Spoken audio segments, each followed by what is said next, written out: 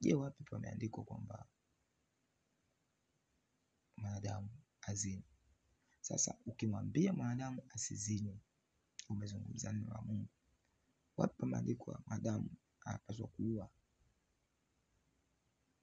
Kwa hiyo kama tunasema watu wasiue, neno la Mungu linasema usiue.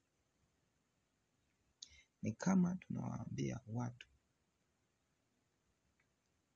wasiseme uongo, basi neno la Mungu linakemea uongo. Wasizungumze uongo, bali wazungumze kweli. Kwa hiyo ili kulinda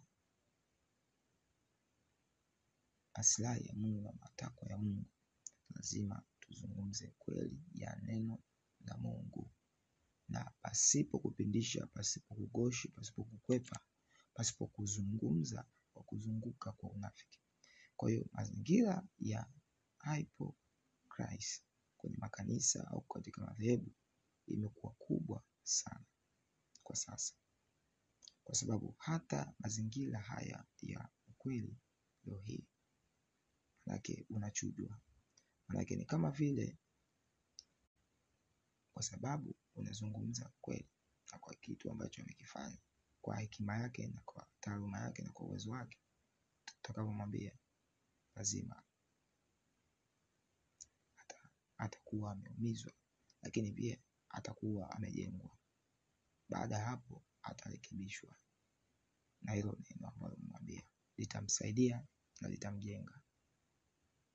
Kwa hiyo kanuni ya kuishi kibiblia ni kuzungumza kweli, sio kuwalaani wabaya, sio kupiga. Wengine wanaweza kugeuka kwa maombi kuanza kuwapiga kwa kuwashambulia, kutuma moto, kutuma upanga, kuua mchawi, kuua washirikina, kuua tena mabaya, ambazo tunaziona katika makanisa au madhehebu na dini mbalimbali. Zimetungwa na wanadamu na zimefanyiwa utafiti na wanadamu.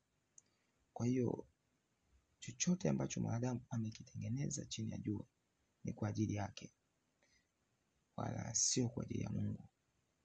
Kama ni cha Mungu, basi kitatoka mbinguni moja kwa moja.